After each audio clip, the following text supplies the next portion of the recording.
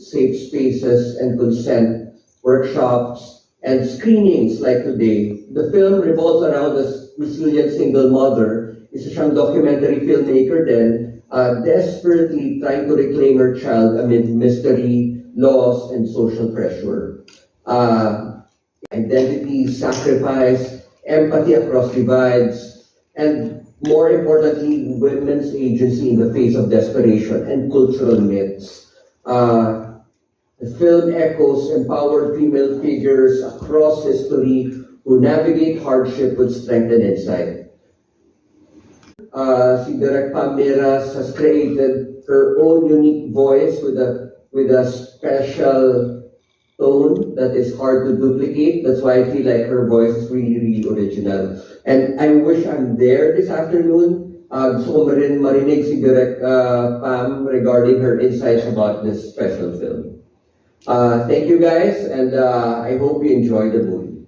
It means so much na nandito kayo, lalo na yung mga hindi taga-MMDA kasi mahalang gas na yun, mahirap bumiyahe. So, as Q Cinema, 2017 as a work in progress, pero natapos siya yung post-production, marami kasi siyang effects and all ng 2019. And matagal na itong hindi napalabas in public. The last time was before the pandemic pa, 2020. This was made way before the pandemic, and medyo luma na siya, pero I hope you guys still enjoy it. Maraming salamat.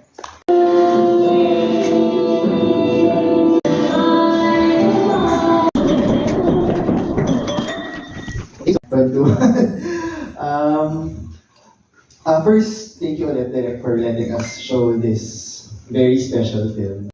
One of the best films of the past decade.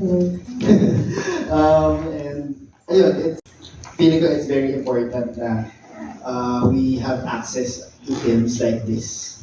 To realize this is doable, that this is possible, and we Filipino filmmakers have the talent to create a film like this.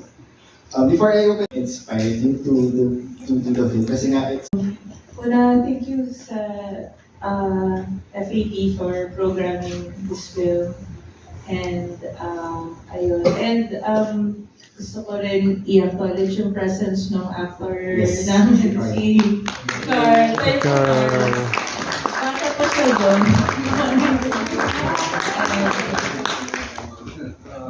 Ayun, to answer your question,